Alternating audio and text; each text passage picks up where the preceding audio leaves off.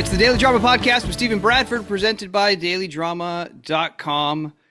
Hey man, we haven't done one of these live in a couple of weeks because I know. What's going on, buddy? It was so cool to share our two-parter with Leslie. That was awesome. Like revisiting some of those stories, revisiting her sense of humor, revisiting her incredible life. Yeah. I know.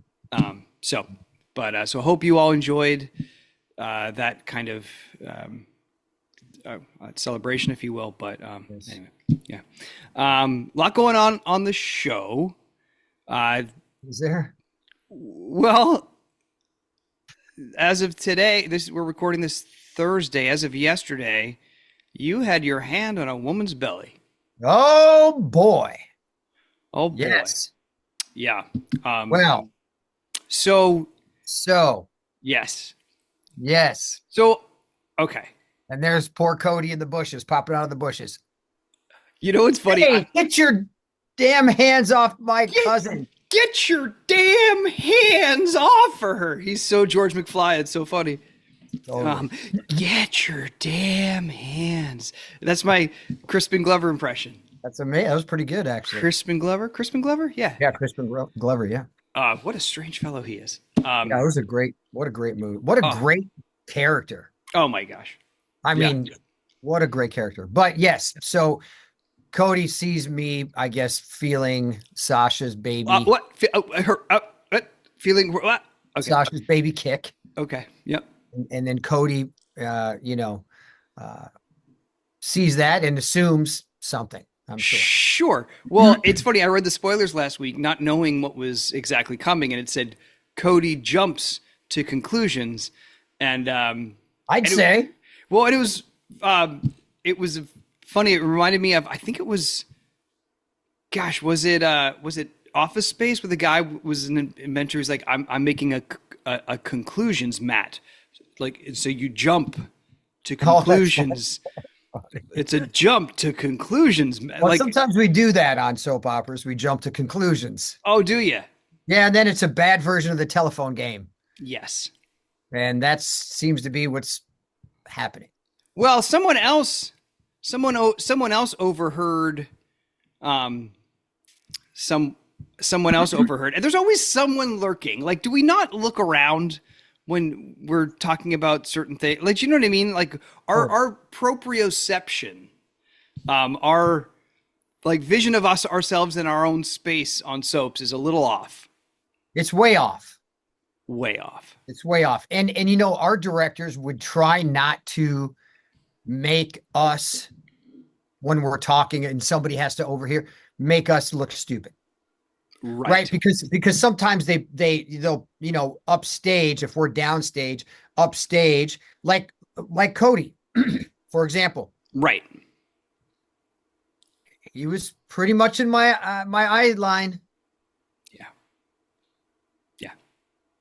But there was no other way for him to see what he needed to see to get on the conclusion mat. So he could jump. Correct. So there was no way. So if you notice in that scene, yeah, when I knew he was coming, I just kind of went, "Oh, that's nice." So I did a little shift just so I wouldn't see, but sometimes, we can't, we got to do what we got to do. But I remember back when Maurice and I, we were, we took our jobs very seriously. And back when you did. Back when we did. No, we still do. But I know. Back then it was live and die and breathe it daily. Like, of course, and it was, if there was anything that wasn't real, we weren't doing it. You would problem solve, or you just be like, figure it out, or we're not coming in. Well, we have to figure it out. We would probably would have fought that of seeing somebody in our peripheral that's supposed to be overhearing. Sure. Because usually there's a way to circumvent that, but a lot of times people want a shot or whatever it is, we just got to be a little more creative sometimes. That's all. So you were trying to figure out a way, how can this person get this information without... Yeah, I wanted the director to be able to get, because there was no other way, kind of. That's the only place he could pop out of, essentially, around the corner of the boathouse. So you obviously you're there to you do your job and let the director get the shots they need because Right. we're shooting the show. And we So don't have the time anymore to really. no, you don't have the time to really problem solve that, Right. you know? Right. And it's like, okay, cool. So I'll just turn down stage a little bit and go like that and go, hey, and then he sees it and he runs off, Right. you know? So Starts telling. Does he? I wonder. Does he tell the world? Uh, I believe he shouts it from the rooftops hear of, ye, hear ye, of everywhere. hear ye, hear ye. Just give him a couple beers and the word will spread. Oh man. It's Oh man. gonna be some it's gonna be interesting. So what did you promise Michael? I promised Michael, I don't know where we are exactly, but Well, but Michael's gone. correct. Yeah. So anything that you would have promised him live would have aired. I know that, but Oh, okay. I had a trip to talk to him. So I don't know if I'm back yet from that trip. Am I? To the Germany? Correct. Yes. Well, Valentine tried to choke out Brennan. Yeah. So anyway, listen, here's the thing. Supposedly Michael and Sasha had an agreement that he would let her raise the baby alone. Yeah. Well, she told you yesterday she wants nothing to do with the Quartermaines. Okay, great. So I'm just there right now while Michael's away to make sure the baby's fine and Okay. she's okay. And that's she's it. like, she's saying, I want you to do the same thing Michael promised he would do. Stay away. Pretty much. And I said, listen, I'm going to be here whether you want me to or not if you need help. And that's the bottom line. Well, she's like, just make sure the name on the check clear. Just make sure the check's clear, but I don't want you near me. Like, I mean, have we got it? She doesn't want to even take money, really. Really? Yeah, she doesn't want to take money. It's just me making sure she and the baby are okay if they need anything. Question. Yes. Yes. You don't have to raise your hand, sir. Is she still the chef? She is. So she's going to be working in the Quartermaine house. Correct. In the kitchen, pregnant, making food for all the Quartermaines. For now, I think. Yeah. I mean, yeah. Carrying a Quartermaine baby. And she's like, I want nothing to do with any of you.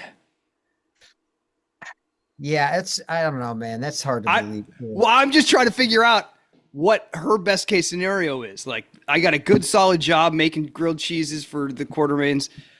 I feel like I'm going to amass a good nest egg for my baby. Let's put this in reality. Making money off of, like, it seems to me. Yes. Yes, you want the independence. You don't want any Quartermaine, crazy Quartermaine stuff breathing down your neck. I get that. Yeah, because she did make a reference to how the Quartermaines are trying to control Willow and her kids and stuff at some point. I don't know. Sure. But, well, but go ahead. Go ahead. Sorry, I interrupted your train of thought. Well, I'm just saying, like, Willow's dug her own hole a little bit. Yes, she has, for sure. Right. Sasha's situation is way different, no doubt about it. Yeah. So I'm doing all this to make sure that Michael doesn't lose his kids in a custody battle because of him and Sasha hooked up, and then it could be portrayed as the same as Willow did with Drew, and it really wasn't, but it kind of was. It kind of was. So he could lose Wiley's his other kid, right? I don't know his kids, dude. So remember when Willow like, I don't know much about the character Willow, but I just know that the times that we interviewed Katie a bit, Willow seemed pretty on the level. Like, yeah. Is she, like, obviously she's made some bad choices with Drew, but is she out to are her intentions not great anymore? Like, is she like shifty? I think she's probably lost in the muck of what's going on. Yeah. And she's been engulfed by it. Yeah. So I don't think she's thinking clearly. Let's just say that. Okay. You know what I mean? But let's go back to Sasha for a moment. Yeah. When you have a family like the Quartermaines, and we're assuming they're a pretty wealthy family. Yeah. We're assuming that they're fine, financially, not in any other way, but financially. I just, is this the typical story of we don't want the rich people's money and I want to make my own way and all this stuff? Like, I mean, is that really reality? Is that like, I mean, seriously, Well, anyone watching this would I go, hey, I'll take it. Sure, it's a Quartermaine. Like, give me some money, help me. Like, do I need to be cooking sandwiches? Like, right. So I can see people wanting to be independent 100%. sure. But now that, I mean, nobody knows it's Michael's Right. So yet, I think. But I'm yeah, saying when it comes out, because eventually it's coming out. I would say so. Okay, so let's just say it came out. Okay. Is she gonna refuse help still? Right. Right. Well, and then I mean, a lot of it probably hinges on if Michael comes back, if and when Michael comes back, True. right? Yeah, that's true Right. too. Yes, Whether yes. whether Chad comes back or whether they Correct. decide to, take the character in a different direction or whatever. Um, they might table that story for when that character, if and when they, you know what I'm saying? Yeah, absolutely. I mean, I don't think they know whether Chad's coming back or not, Right. so And I don't we're think you just tell kind of that rolling story with it. unless you have a Michael, right? Yeah, Or yeah. maybe you do. I don't know. But I mean, at the very least, I think what it does is it creates a,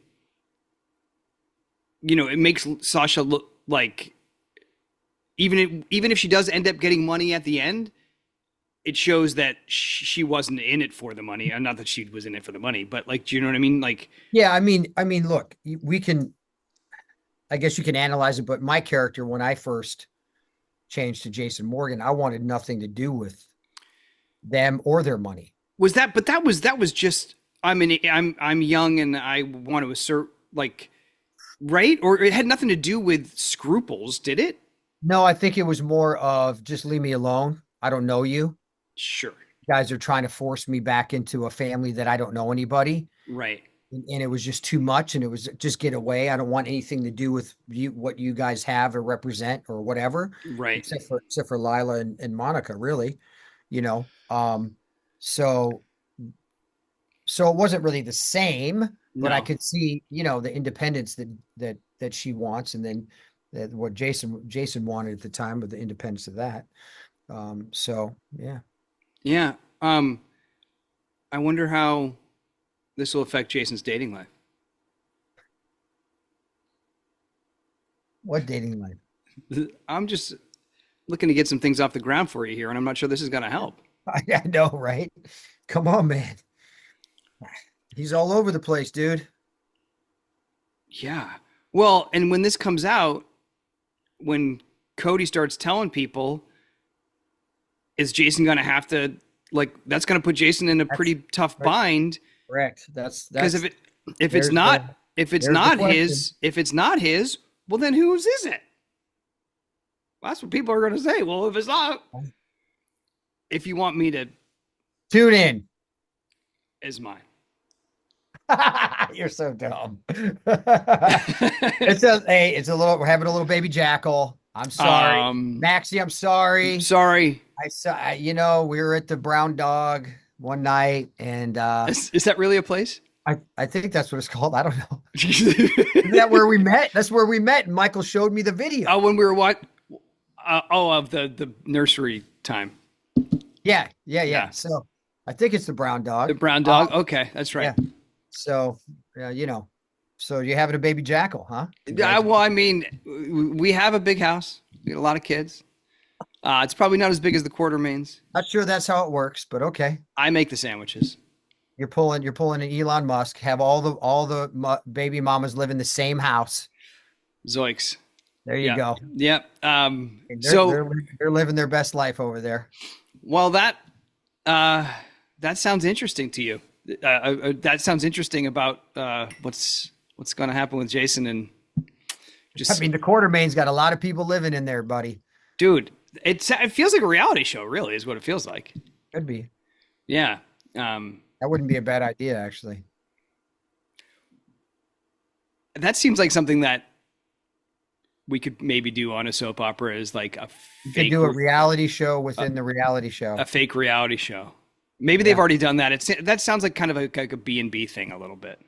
Yeah, it is a little bit, but you could have it could be to the point where like, the Quartermaines are losing all their money and they have to do a Big Brother-esque show. And then it becomes the most popular thing in the world and they're back on top. Keeping up with the Quartermaines. There you go. Pretty much.